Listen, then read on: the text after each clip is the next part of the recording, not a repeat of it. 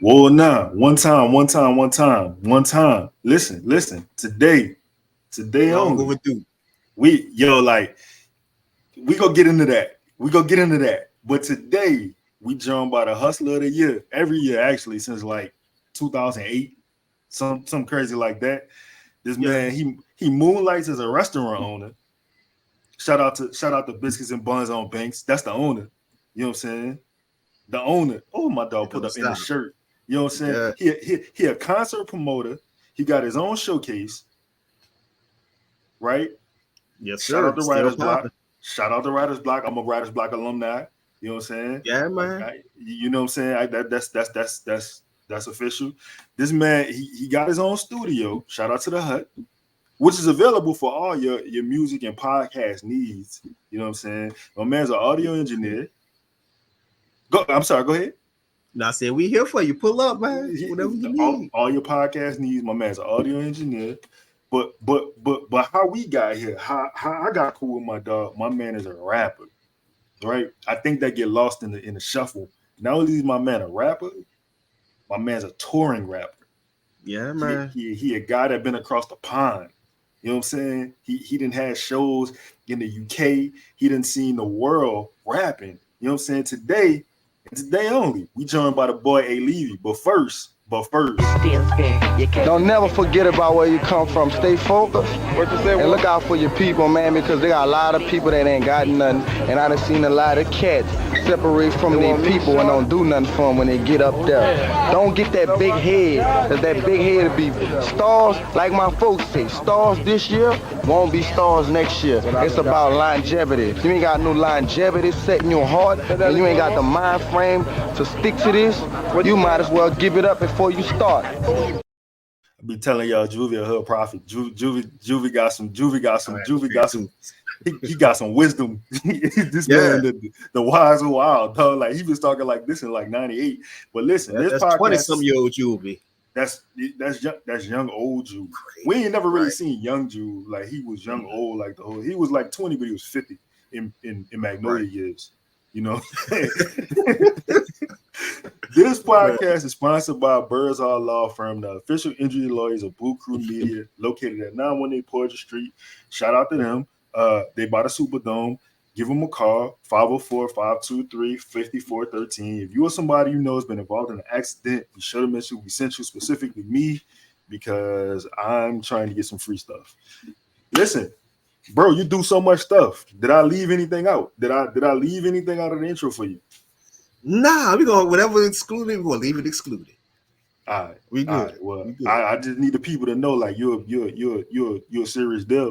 And we appreciate your time. You know what I'm saying? Like you're a busy man. We've been trying to do this for a minute, and like my schedule was conflicted, your schedule was conflicted, but you know what I'm saying? Like I really like I want to start with music with you. You do a lot of stuff, but I want to start with music because like I said in the intro, like I think people forget you're a rapper. They do, man. They do, and it's not a big deal because I still get what I need out of it, and something that I've learned from talking with a lot of other artists here. To a certain extent, there's very the ceiling is very limited here. So as long as I'm kind of known in other places and I get what I need from other places, I'm cool. I like having it's calm and it's chill here. So I don't have to be the most famous person in the city. More of the story. There's a lot of stuff that come with that. So I'm kind of good on that area, but I'm known I get my bag out of town, and that's kind of cool. I think if people knew how it's crazy, dog, like how New Orleans is, but I think if people knew how famous like you is out of town, you know what I'm saying? Like again, you're a It's crazy, touring man. rapper. You're a Yeah. touring rapper. I don't think people really like understand what that means. I mean, go shit, you can tell them what it means. It's a beautiful thing, man. To go to I've been to Bangkok and performed out in Thailand. That was probably the furthest I've been. Did like Puerto Rico, and obviously I haven't done all 50 states, but I've done probably 32 are the ones that matter. I haven't been to like North Dakota, nothing, no weird places like that. But I've been to some cool places, man. Been able to put some money in my pocket and reinvest and put my hands on a lot of people and experience a lot of cool things while out on the road, you know. So it's been a dope moment, man. But that's kind of what led me to the restaurant industry. I can't tell my wife this, but I'm punished, man. I can't go on tour no more. So I had to do something to occupy myself as I approach 40 this weekend. Actually, I make 40 Sunday on the 10th, whatever the 10th is. I don't even know. It's so many birthdays, man. I'm old. It don't matter. We got the A Levy birthday weekend on and popping. You know what I'm saying? But yeah, man. like, happy early birthday to you, dog. Like, I'm happy to see people I know, like, you know, coming from this place. You know what I'm saying? Like, even just being a regular, so I like to say a civilian, not involved. Even if you ain't involved, it is hard to make it to big ages. You know what I'm saying? Yeah, so man. like, congratulations, dog. I'm happy to see you. I can't wait to see you at 40. I want to see you at 50. I want to see you at 6. Shit, I want to see you at 100. You know, hopefully you still rapping. I will, man. It don't cut off, unfortunately. I wish it could. I still write stuff. I have verses in my mind from my dreams. I wake up at 2 in the morning, hit a little few lines in my notepad, go back to sleep, call it a day. You know, the music don't cut off. All right, I'm glad you said that, because like I said, I want to start with music because we got hella basketball shit to get to. Man, we got hella basketball shit. All right. Stockholm Syndrome, right? That's your last offer. What's next? Do you have it done? Are you working on it? Like, what's the status? So I had this wonderful project. I was real ambitious. I thought I was going to somehow have way more time with the restaurant than I did. It didn't happen, but I have pretty much a full project with EF Cutting that I have recorded. Got some revisions to do, and I'm supposed to put it out over the summertime, pretty much going into Essence Fest. Didn't happen, but it's recorded. Yeah. And I feel like Stockholm Syndrome, I haven't done this due diligence to it, man. I got a cool song with my dog Alfred Banks. I got a real dope single with my dog Army Karoof, another one with Flighters. Got some cool songs that I think need to see the light of day from the last project. And then I got some other stuff that's gonna be like a more personal project. But I'm not touring no more. So I'm not trying to do no turned up music no more. I'm just trying to put the music out there off my heart and let it do what it do at this point. So I got 2 follow-up questions. You're not touring no more, period, or just during this particular time? Hey man, how they say, the bag's big enough. I'll make it happen. But ultimately, touring, it makes money. But like, say for instance, I get like $1,500 to go on tour. That's a lot of money. Like if I was going to the Highland Wolf to go rap, that's a cool amount of money. But if I'm going like to New York for 4 days, that's $1,500. That's gone. Yeah. Out of here. I didn't ate. I'm not gonna say I ate $1,500, but I probably spent about $300 on food and transportation and flights and all that stuff. And I'm coming back, and I didn't make money because I could have been working or doing something here. So it's like just a compound L, or either I just come out as even. Mm-hmm. But it's tricky. Shout out to that boy Alfred Banks, man. I gotta holler at my dog. We gotta get together on this too, because like I've been knowing him a long time, but I'm still calling him the lyricist. Yeah. I'm sorry. Like, that is against the law. You are not allowed to do that. That's a super no. You know what I'm saying? Spot for the boy. Yeah. I'm gonna talk about that, man. I'm gonna have to holler about that, bro. Like, but let me ask you this. I know you said you had that album done with Cutting. Shout out to EF, man. That's EF got some heat too, man. Y'all get that EF. I definitely gotta holler at EF. What goes into an album rollout for you? Like, what goes into the process of putting it out? So I've been doing this for a very long time. So things are sort of changing day by day. Like maybe 10 years ago, it was all about trying to get your blogs lined up for during the blog era and trying to get your DJs, get your DJ emails and all that stuff. But now, like in 2023, a rollout looks something like pretty much getting all your social media content ready, getting your TikTok influencers and your Instagram influencers, and getting you something real cool that you can put some social media promo behind and some ad dollars behind, and lining up a tour. That's normally what a traditional rollout would look like for me. And getting some media people, some local folks. I like reach out to maybe like Wild Wayne, or I reach out to Spin Griffey, some cool people like that, man. Just reach out to all of the homies. You know, it's kind of, we got all these people at our disposal that's right here. So I don't go too crazy trying to reach out for people I don't even know. I just We got the people here already, everything we need.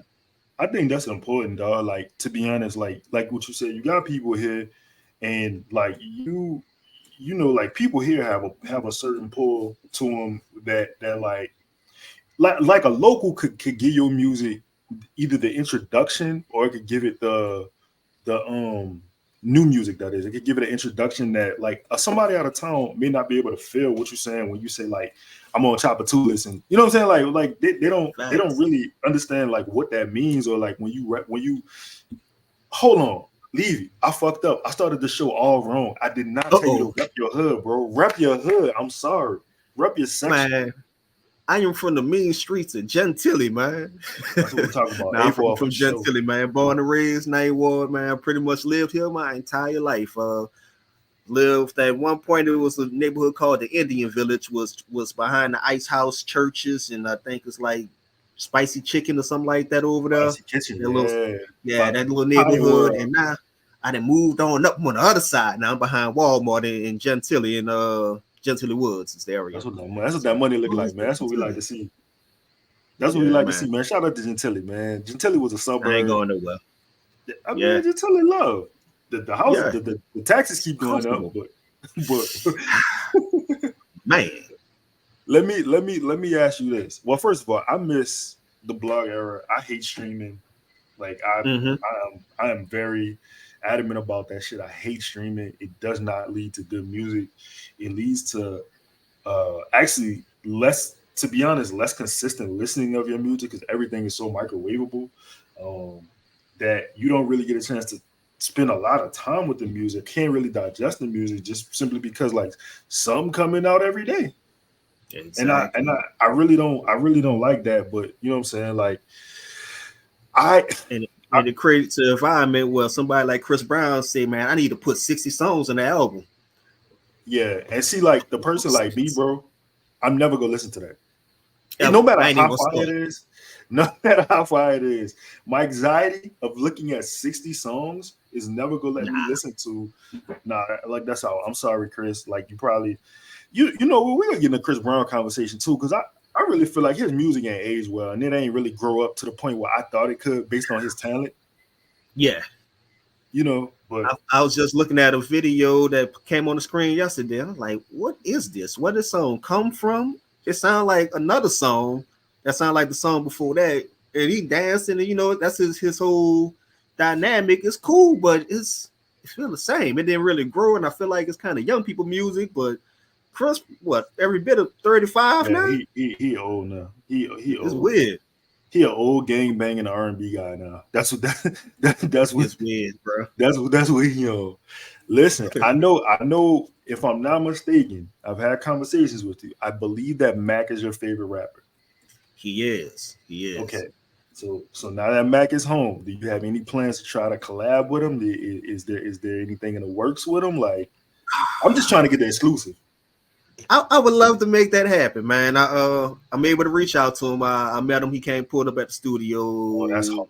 Shortly after he got out, and you know, just trying to pace it, because he's just like BG. You know, he just got out yesterday. So when you fresh out, man, you're a hot commodity, and you got everybody and their mama trying to pull you in different directions for all of these, for their own self-serving reasons. And I just try not to be another one. I'm trying to wait for the dust to clear a little bit and actually get a genuine, real, organic, holistic.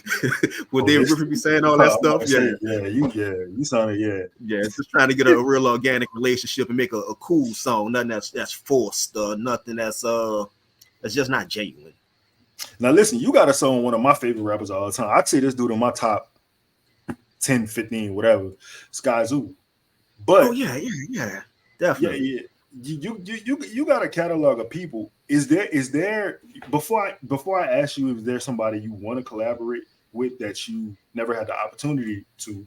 I'm asking you that question, but at the same time, I'm asking you, can you give me your top 5 rappers all the time?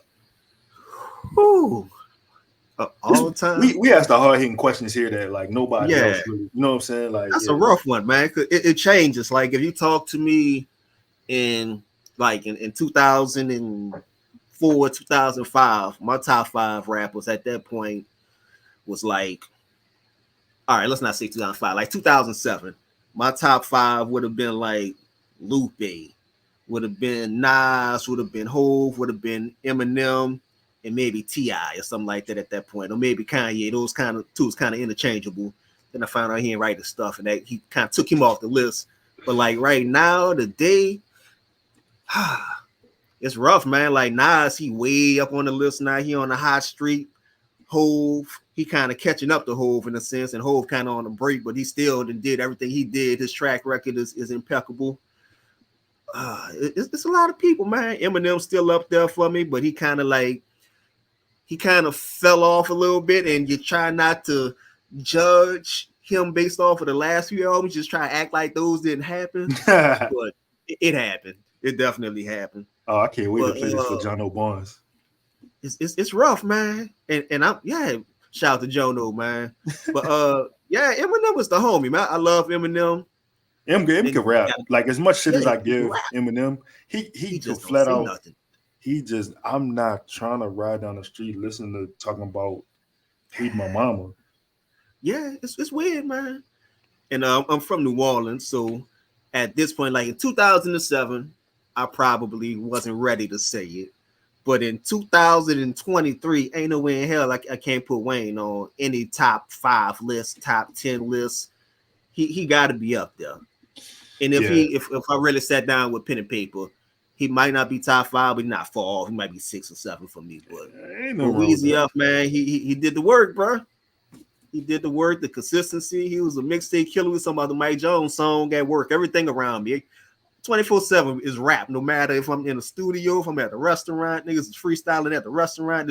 I can't escape it. But we was talking about the Mike Jones remix that he did, and like, damn, what happened to Mike Jones? It was one of them conversations. I remember he got on that song he did, and never again.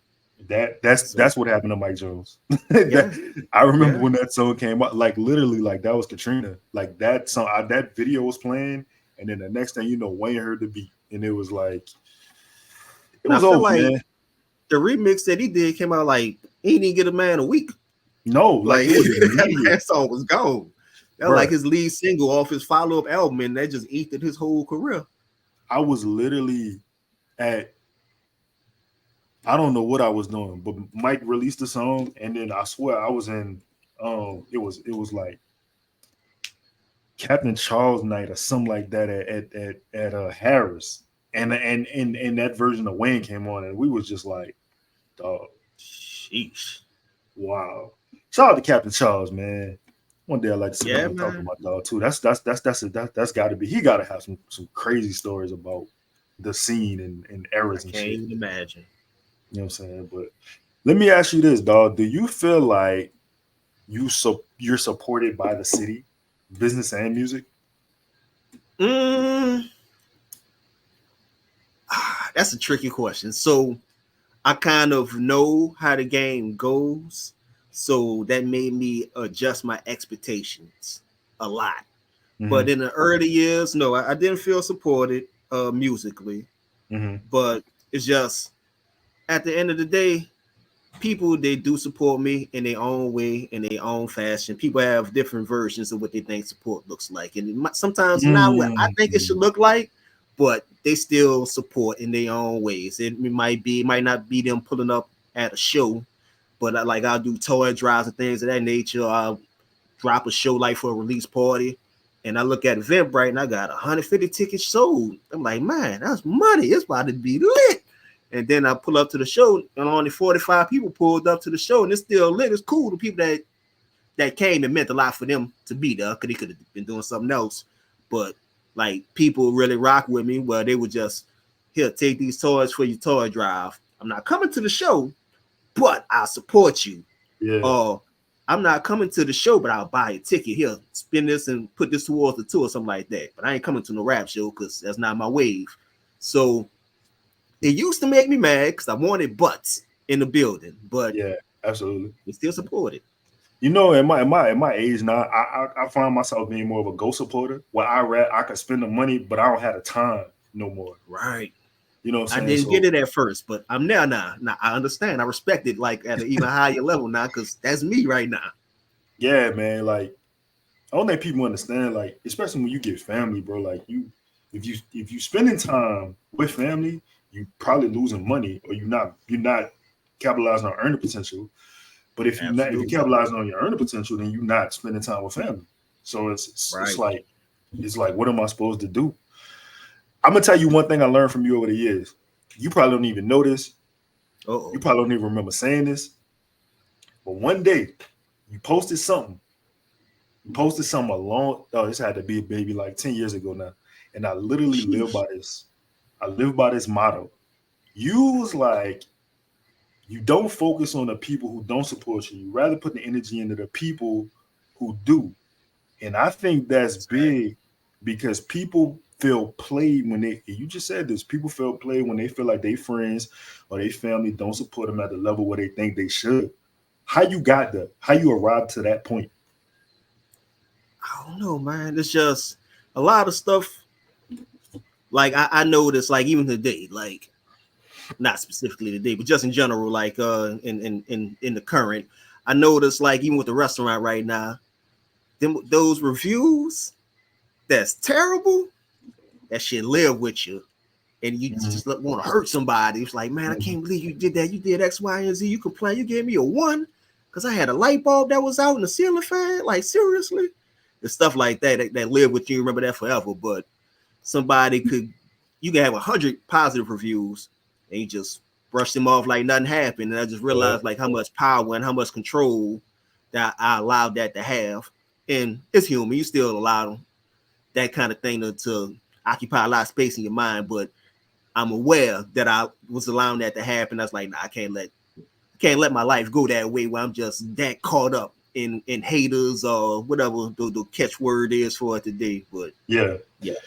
As a human, we focus on negativity. Like we do. We generally focus on the things that are negative. Like I see it on Twitter all the time, to be honest. Like I see it on Facebook, I see it on Instagram. Like I could tell you, hey dog, that shit you did was cold, that was fire, do more of that. Right? You might like the comment, but somebody come behind me and be like, man, that shit was trash. You gonna send 5 messages back to whoever, you know what I'm saying? And I think that's just human nature. I think you just got to get to a point where like, I treat people online like they don't exist offline. Like I treat them like once I close my app, they cease to live. You know what I'm saying? So that is something that I also try to work on. You know what I'm saying? But like, yeah, man, people don't be thinking, bro, I'll be paying attention. I see shit, I'll be like, yeah, I'm gonna adapt that to my, you know what I'm saying, my life. But listen, man, what you listening to these days though? What are you listening to? Some little bit of Freddie Gibbs. I listen obviously to everything Griselda. Listening to locally a whole lot of Flighters. I don't know if you all Flighters music, but Flighters he do the monster, bro. I'm gonna have to tap in. Yeah, by default, I listen to a lot of Alfred Banks because I record pretty much every word that he ever rapped in his life still to this day. Who else am I listening to? I'm listening to all of these Nas albums that we done got in the past 12 months. I feel like we got probably 3 of them bad boys. Yeah. And I feel I find myself going back in time a little bit. I'm listening to some old Fiend. I'm listening to Mac, felt like it was training camp when I was getting ready to go to that Mac concert. Like, man, I can't miss a ball. Like I'm up there on stage performing like that was my album or something. When I went to the Shell Shock concert a few weeks ago. So I'm like, damn, this was really a dope album. So I've been going back and diving into some of the old classics.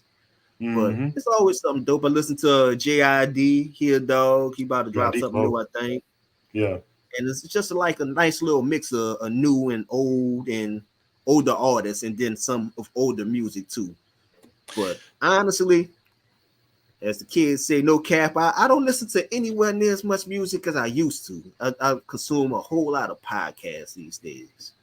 I think that's the way most music people I know, I think that's the way that they went with it.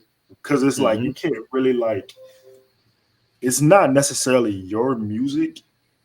And at the same time, I'll speak for me. I don't want to hate, because a lot of the new shit like I think it's catchy. Like it's fire to hear when I'm at a place or where it's a party, but I wouldn't necessarily listen to it on my own.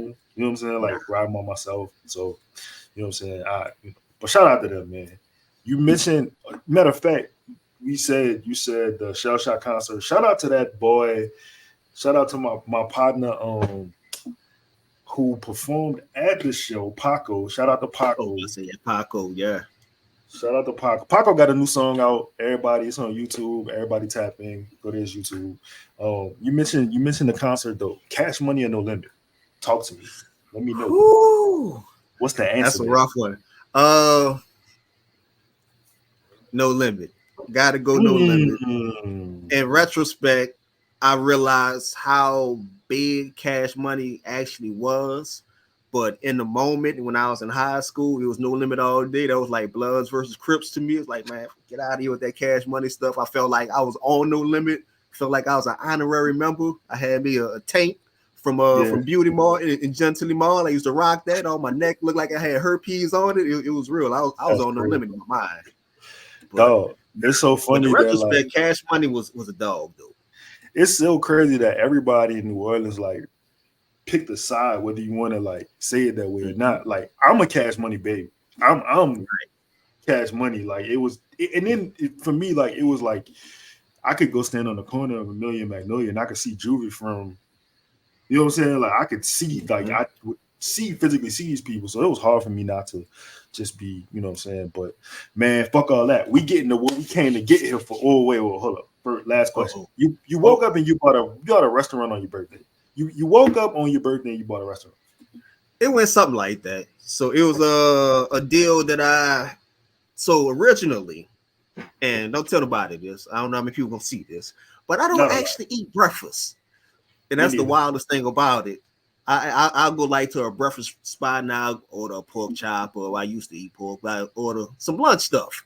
So that the restaurant, as far as breakfast spot, actually wasn't the original plan. The original plan, I woke up and I was going to more or less get a coffee shop. Everybody drink coffee. You only take one person to run a coffee shop. It's kind of chill, you know, little vibey spot. You got people doing your college studying, reading books and all that. I'm like, yeah, that's more my speed. And then that fell through. And then I got a whole ass restaurant for the same price I was going to get the coffee shop for. And I was like, well, fuck it. Why not? It only makes sense. Why not? But yeah. It feel like that's your motto. Yeah, it kind of is. One way or another. I don't know when this happened, but I find myself saying this a lot. Yeah, you the Russell Westbrook of the New Orleans scene. You are not the hell out of shit. You making it happen though. Congratulations, bro. I'm proud of you. Thank you. Love to see that, set an example for, you know what I'm saying, the young boys and young girls. Shit, musicians, like, you know what I'm saying, always be doing something with your money, for sure. Let's get into it. Me and you have had some basketball. I wish Skills was here, because Skills told me something crazy the other day about Trey and BI that I'm not gonna repeat. But he thinks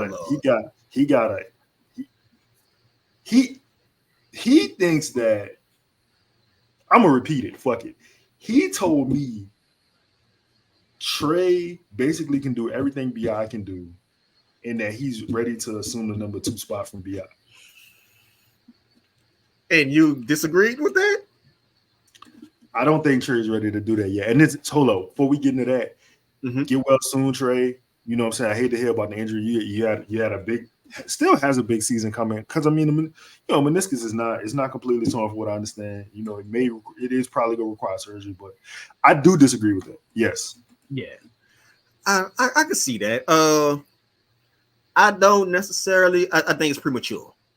I see a situation where he will be able to replace Ingram, and I think he's a better fit with any team, I think, than Ingram is. And we kind of seeing some of that stuff with the Team USA situation. He not a plug and play for every situation. He need to be the one. You know, you got to be the guy that got the ball in his hands at all times. And we still, you know, in a limited sample size, we saw that it works with Zion, but we ain't all the way sure. But we know Trey shooting threes all day. It just worked better. The actual skill set fits better, but BI is still a better player. I'm not saying that Trey ceiling won't get to. Okay. You know what? We could talk about it. Trey is what, 22, 23? BI is what, 25? I think BI just made 26. Yeah, 26, yep. All right, so when I think about Trey at 22, 23, BI at 25, 26, I can't at this present day say I see BI get boxes and elbows. I see BI face triple teams. I see BI still make a way for others Right. in that same situation. I can't see Trey doing that today. He can't. He can't can't. do a lot of stuff that BI can do, but it go the same way. Also, you get a little bit more defensive potential at least with Trey, and Okay, he just got way more gravity. Now hold on a second. Yeah. Now hold on a second. I'm seeing BI in FIBA basketball. Yeah. He got some blocks. He's doing a little something. He is basically been the rim protector because the defensive player of the year, he's gonna fall out. He's gonna fall out every 5 minutes, bro. Like I would say that's not his strength, even though BI doing it, and he might be. I don't know. It's a lot to try and get into somebody's mind, but we know that's not necessarily his strength, and he a scorer. And if BI is your number one defender, one of your top defenders on your team, you got issues. your team bad. Yeah, no, yeah, absolutely. Yeah. Your team is bad. You. I think the FIBA thing with BI, while I don't think it's a big deal, I really think it's more coaching than it is BI because like Team USA took Melo and they made him stand in the corner and he was a proficient 3-point shooter. But at the same time, you had Kobe and LeBron on that team. You had D-Wade on that team. You know what I'm saying? You had KD on that team. Yeah, them dudes not on this team. And while I do think Anthony Edwards is an incredible basketball player, like I'm gonna be honest, I'm a little disappointed in Steve Kerr. Coming from where he comes from, running the offense that he run with the motion and the movement that he have. B.I. and Halliburton, for real, like your only playmakers on the team. Right. And I don't know how they constructed this. Was the whole thinking behind it, but it's flawed. It's very flawed. Yeah, I So, anyways, back to where I was gonna go. You've been team trade BI like very, very early. Like for a while now. For a while. I like BI, man. I just since very early I saw his skill set, not his actual talent, just his skill set. I didn't think it was a good fit, and he always kind of reminded me of. Felt like it was inevitable. We was gonna come to a conclusion that he can't be a one, or maybe even can't even be a 2 on a championship team. If that was our goal, we need to do something else, and you're gonna get a lot of money, gonna get paid like a 1. And to me, his ceiling always been like DeMar DeRozan. And we saw what happened with DeMar DeRozan. They upgraded and went and got Kawhi, and then boom, championship. So it's not gonna go exactly like that, but that's kind of whose skill set he remind me of. It's crazy because that was lightning in a bottle for real. Like the hurdles that team had to go through to get to what it got. You know, like I feel what you're saying. Like so basically, you saying when this upcoming extension, you're not paying BI this $300 million or whatever the deal is. You don't have a better option, and it should have been Scoot to the boot, man. That's what should have happened. I'm getting there. I'm getting there. I'm getting there. Let me ask you this. You know what? Fuck it. Let's go there. Scoot to the boot. Who was you move? Was you moving BI to get Scoot? Yes. Okay. I'd have kept Zion. You got to keep Zion. You got to. You got to play that out. Explain to me why. The ceiling just too high, man. And Scoot, he could be a perennial all-star, and I'm confident that he's gonna have a better career than BI. But I can't say the same unless like he had to be hurt and like his knees is gone for him to have a better career for Zion. Like his Zion career had to end tomorrow for I think Scoot to have a better career than Zion. I look at him as, like I said, an all-star. I think Scoot to come out here, ball out, and he kind of the alpha that we needed. Zion not that, and BI is kind of he's an alpha in action, but not the vocal person that we need, not really leading us and getting what we need from him, honestly. We need a dog out there. Bro, I seen Scoot playing Summer League. I was there for the first game, and like he the real deal. he is real as like everybody said he was, and he might be better than that, to be honest. Like I have high hopes for Amen Thompson. I think the twins. I think both of them gonna be good, but he made Amen look so regular. I'm talking about he was blowing past, and Amen like probably is top 3 athlete in the draft. Easy. So like I don't really know. I don't know. Like it's he got the speed and the game not too fast for him. He got it up top too. So it's not like his body just moving too fast for his mind. He got both parts. He ready. And it's crazy he might win Rookie of the Year. He might. He might. To be honest, dog, I think it's a possibility. Like to me, he the favorite. I don't think Wemby will come in. I saw Wemby playing Summer League too. Wemby gonna be the real deal, but I don't think his body is gonna let him be whatever he's gonna be within the first, I would say, 4 years of his NBA career. I say he needs some, especially being a big, like bigs, unless you like Embiid. But it's shit, he needed time too. Even I was about to say Jokic, but Jokic needed time. Like you get generally like year 4 or 5 with those. Look at Giannis. Like you get year 4 or 5 with those guys, and they turn into the unicorn that they are. But like, man, school gonna be ready day one. It's gonna be interesting how this Dame thing play out. I'm pulling for him, man. I'm gonna be like an honorary Portland fan since we didn't get Scoot. I'm still pulling for him. You think Dame get to Miami? He got to. That's like the only choice, and you can tell that they aren't like fielding any serious inquiries from no other teams, or the other teams just feel like it's not even worth it. It's just like written in stone. They've been playing games all day with like subliminal stuff, like Won't City was playing like some kind of Miami Heat music, or had like a jersey from Damian Lillard, or Jimmy Butler was saying Dame time or something at a summer camp. Saw that. Yeah. They've been doing this for like 4 months now, so it's gonna happen.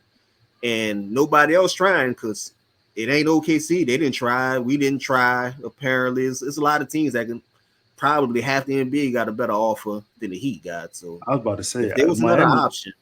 Miami just don't have nothing to offer to me. Like it's nothing that I'm really willing to take from them. Like I don't know. Right. And I always thought it was gonna have to be a multiple team deal. Like it's not like the 1-for-1 team. Like I just don't see it working like that. Let me ask you. You mentioned Jimmy Butler. Where does Jimmy Butler rank as far as like NBA players? Like is he a top 15? Is he a top 20? What do you have him? Because it's crazy. Top 3. He came to biscuits and buns on Banks. That's my dog. Oh man, shout out to Jimmy, man. Shout out to Jimmy. Jimmy, he a gamer, man. He come and he's a postseason guy, should I say. He played 2 totally different seasons. He's kind of like what Kawhi think he doing. That's what Jimmy really be doing. That's tough. That's tough, Levy. That's tough. You're talking about a dude with multiple finals MVPs, though, dog. I know. His body ain't holding up, though, man. Kawhi be falling apart. He be thinking he pacing himself, and he still get hurt. But Jimmy, he figured it out. Kawhi was giving Devin Butler and KD hell before he got hurt, though. Mm-hmm. I'm a huge Kawhi fan, but yeah, like I agree with you. Like Jimmy's a gamer. I feel the same way about Zion. I feel like it don't really matter. Like I was having this conversation with Justin on a podcast, and he was asking me about, what I think was Zion like with actually getting the playoffs and play. I said, depending on who they play first round, he can average 40. I think so. Like it's just not no defense for the boy. Yeah, like there's unless you Brooke and Giannis, or maybe Steven Adams and Jaren Jackson, it ain't really much you could do to really like. We got a hint of it. Like he got that switch. There is another level for him. Like when he get pissed off, it's coming. Yeah. He a dog, man.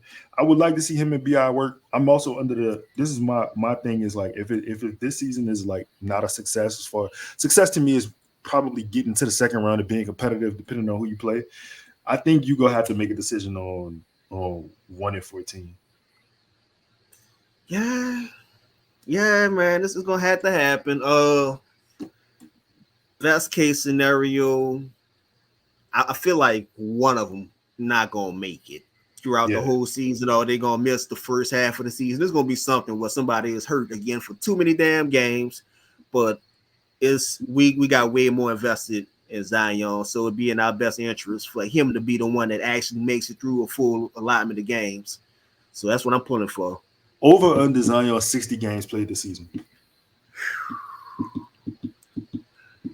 Oh man, my heart says under, but I'm as a fan, he gotta play over 60. Everything is set up properly for him right now. There's no more excuses. They didn't have excuses in the past, but like he doing all of the work.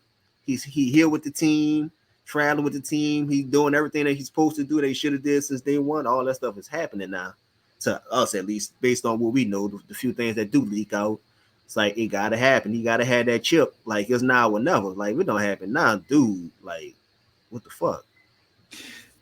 Give me your Zion stat line prediction this season.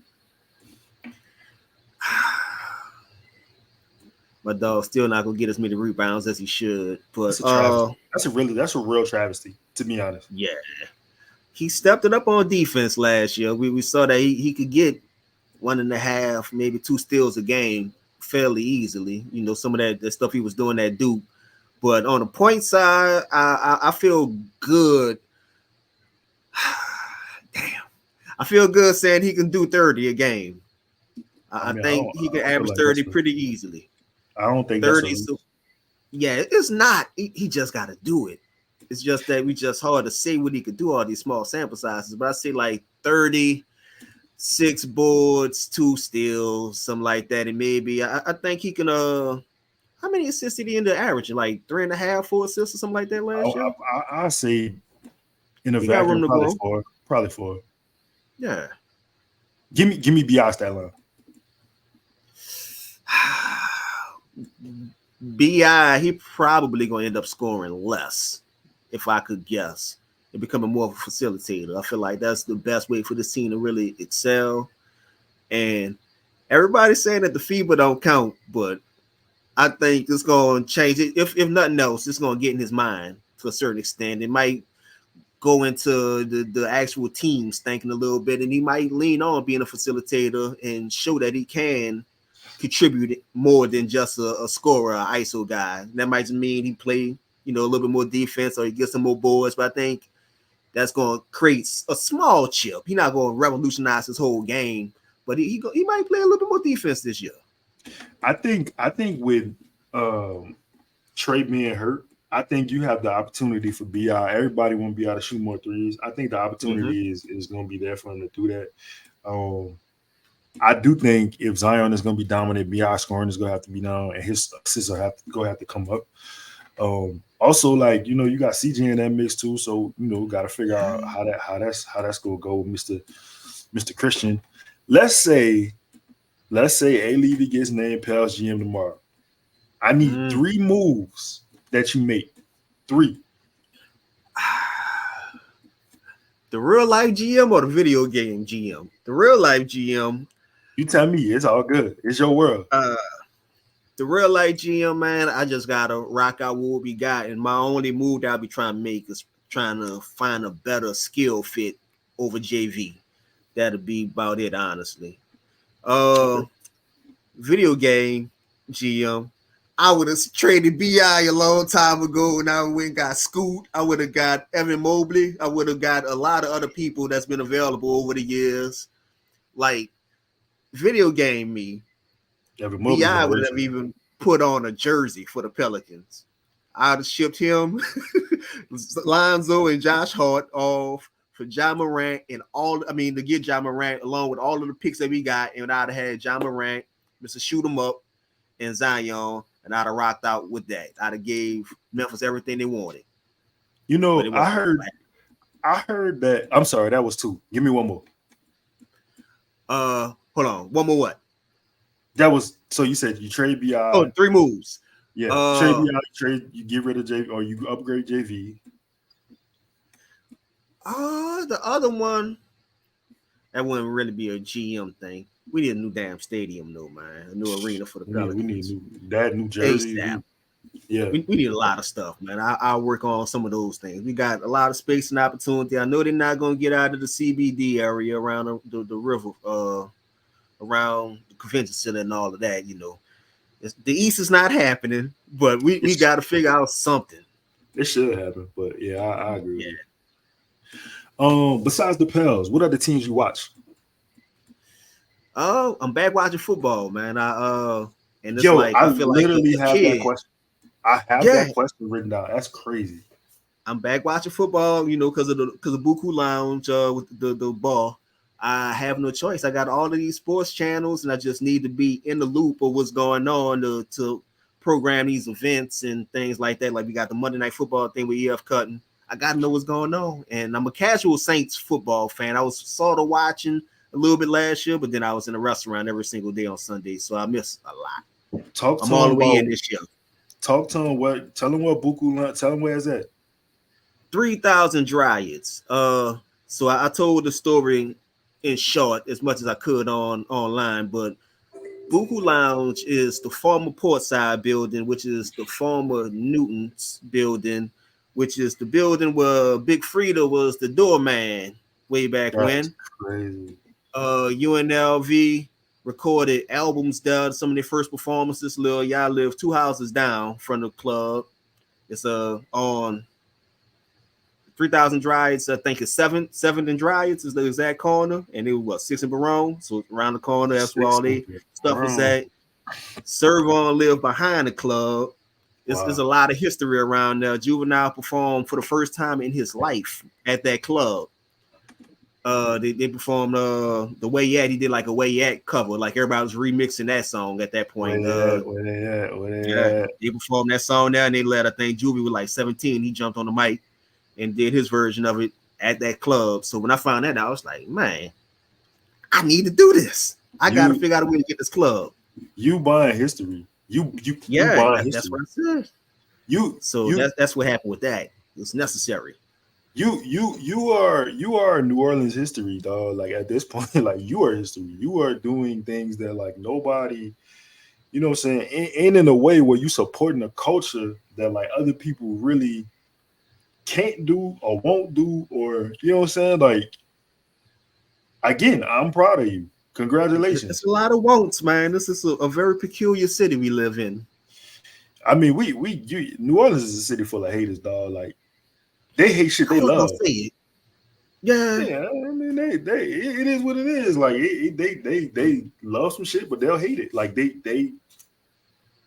I see these brunch conversations on the timeline all the time about, you know, I wouldn't eat at this place because whatever. But it's like, you know, people like what they like. Like maybe that ain't for you, but you know what I'm saying? Like you know, like why they say styles make fights. Brunch in different areas, man. Like I don't know. It's so crazy though that you said the football thing, because I literally was just gonna say I know you're not watching football, but I was gonna say though, from everything I hear, you was nice at it. You won't talk your shit. You won't let them know.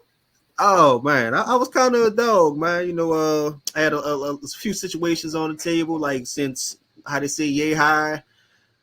Played at Punch and Train Park in from Gentilly, and it was a point, man. I had a bunch of scholarships from Jesuit, from Newman, and all that stuff, and my parents allowed me to make the decision, and I made the decision to go to Warren Easton, and that didn't go quite the way I expected, and I got into some trouble, almost like Fresh Prince, man. But now I got into some trouble, and that didn't go the way that I planned on it going. I ran track, man. Ran like a 4.42, all that cool stuff. Competed against Jacoby Jones. That was my homie. That was like my joke and my nemesis. Me and him, we played a punch train together and ran track against each other at our different high schools. Played football against each other all the way up. Then that nigga grew 7 inches, and the rest is history. But I was the superior athlete. I'll say that. But he won it in. He won like a bug. I got some wild stories about him. Some wild nights being in the streets. Just like so. That's not a nice guy. That guy, he's a bad influence. If you're around him, stay from around him. You know what I'm saying? Let him. Matter of fact. Now that you spoke, get him on the show. He gonna goddamn man. I was just about to say let him stay where he at, but like yeah, I'm gonna have to holler at my dad. I seen his mama actually a couple weeks ago. So thanks. Shout out Miss Jones. Everybody know Miss Jones, man. A legend, yeah, man. I'm gonna end it here. Give me your Pels prediction. What's the record gonna be? I won't say an exact record number, but I'll say number 5 in the West. I ain't mad at that. I see 5. I ain't mad at that. Pre-Trey Murphy injury, I'd have said top 4, easy. But the West is rough, man, and we just too much stuff getting stacked up against us. It's weird. Actually, I'm lying. Before we go, there's 3 questions out there that people want to know. Actually, you said this, and I wanted to talk to you about this because I wanted to. Man, got the PowerPoint presentation. I'm not trying to diss Mr. Tab. You know what I'm saying? Sure. And I just think he's lucky to be there. I think he was in the right place at the right time. That's all I got.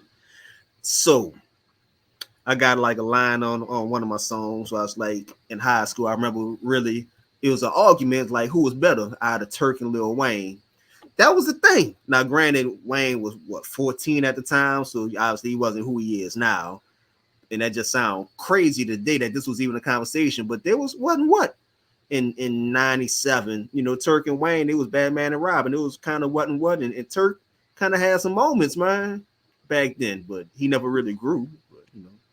Yeah, you know, it is what it is. I shout out to Turk, man. I hope you're doing well. Shout out to BG too. You know what I'm saying? Free that boy. You think they're gonna do the Hot Boys reunion, including Turk? I mean, I think like if the money there, you know, baby only he only care about the money, and I would say that BG probably would need to capitalize off the moment. So I would say, yeah. I mean, shit. I don't know what Turk up to. I think Turk got a podcast or something like that. But like, a check don't never hurt. Right. You know what I'm saying? A check don't never hurt. I'm probably never gonna listen to Turk podcast, but you know what I'm saying? Like it is what it is. Nah, never ever. Shout out to the good brother, Lyric Kill. my rap partner in crime. Like Kill actually put me on one of his songs, brought me out of retirement. It's crazy. Never thought I'd be doing rap shit in 2023. But man, welcome Kill want to know, man. I don't welcome me back, man. I ain't all the way in the no. You know that shit a drug. Like it just that's how it started. Look, you're itching. I see that. That's how it started. Like, damn, man, leave me alone. But Kill want to know what's in them shrimp and grits, dog. What's up? I can't tell the secrets, man. It's shrimp and it's grits. That's what's in the shrimp and grits, man. And love. That's what's in it. Little love. I respect that. Shout out to, this is the last question before we get out of here. Shout out to that boy, Scott Kushner. He wants to know what you learned operating a business in New Orleans and what unexpected challenges have you met? New Orleans is a very difficult city in conjunction with the restaurant industry being a very difficult industry, in conjunction with the infrastructure of the city being a shit show and nobody answering questions and getting licenses and things of that nature has been impossible. It took me an entire 9 months to get licenses on a bar that I was paying for 9 months and couldn't legally run for a full 9 months. But it's rough. The things that I met that I've learned, and it kind of goes to the hater versus non-hater conversation, is people like me a little bit, man, and I didn't realize how much people actually rock with me, and I can't even front. The restaurant people have been way more open to supporting it than I would have ever expected.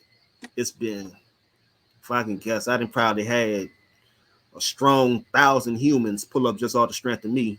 And I can't even name 1,000 people, but I see them and I'm like, man, I remember you from somewhere or another, and they rock with me like, what's up, Levy? And I'm like, what's up, you? Yeah, I don't know. I feel you. I don't never know nobody's name, but it's always love. Yeah. And I feel terrible, but it's like I just made me realize how many humans I actually know over the course of this year. It's full calendar year pretty much now. Every weekend it's 20 humans. From life, from elementary school, from an old job, from people I ain't even know you were dead or alive. They like pulling up on me. I got people coming off airplanes. Got a dude coming down from Chicago for the fried chicken fest. She coming to come holler at me from Chicago. Got people from New York. I got people from music stuff, people from law enforcement world way back when in another story. Got sports people I used to run track with. It's wild the amount of people. And from all walks of life, they pulling up, and that's just like amazing to me. So that part has been good. The actual business side dealing with the city been hot trash. And it's just the regular it's kind of like I've learned what's the saying that Drew Brees told Zion, or he told somebody that if you support the city, they'll show if you show love to the city, they'll show love to you. Yeah. It kind of been going like that, man. So I've been rubbing shoulders. I went ahead and signed up for the Illuminati, the Black Illuminati. And they took your boy, they rocking with me a little bit, man. They been coming through the doors. I can't even front. Hey man, listen, it go like this. If you do good, if you put good out in the world, you gonna get good back. Like, it's really that simple. Like, you people operate with a negative attitude, they operate with ill intentions, and they wonder why they don't get the blessings that they want. You just not gonna get that. It just don't happen to you. You know what I'm saying? But we get out of here, man. Tell them where they can find you. Tell them what's happening. What's good. A Levy World. I used to say .com. I lost my little website a while back. But A Levy World on Instagram. It's not on TikTok. I gotta figure that out too. I'm old, brother. TikTok stuff is just way too many social medias. I don't like it. Twitter though, for sure. A Levy World on Twitter, for sure on Facebook, for sure on Instagram. The other ones is A Levy World something. I got some dots and some numbers or something going on in the world, but I'm pretty much everywhere, man. And I'm at Biscuits and Buns a whole lot of days in my life, and if not, I'm at Buku Lounge doing real cool stuff, trying to facilitate some touring for all these rap artists that can use it. And like I said, I'm not touring no more, so I'm looking out for the homies, man. If my dog Lito won't go on tour, you want to go ahead and connect. You just came from VA, you want to get Pusher down or something like that. I got a spot for Pusher. It's a little bit too small, but Pusher keep canceling on us anyway, so I guess it don't matter at this point. But that's another story, man. Hey, Levy plugged, yo. Holla at Levy. You know what I'm saying? I'm still waiting on my 16, dog. Like I just need a little slide. You know what I'm saying? Slide me in. You know what I'm saying? You know what I'm saying? But we got out of here. We gotta holla at my idol. Infinity. Ain't no ending with this here. When the party over, we should be about 60 years old, right? About 100 million drunk, and chilling with our children. Hey, but tell him, man, this. One day I'm gonna get Wild Wayne on here. We're gonna talk about that. I got so many questions to ask Wild. I need somebody to plug me in with Wild Wayne. I got you. I just saw him like Sunday. Weezy, answer my DMs. Weezy don't want to answer my DMs, man.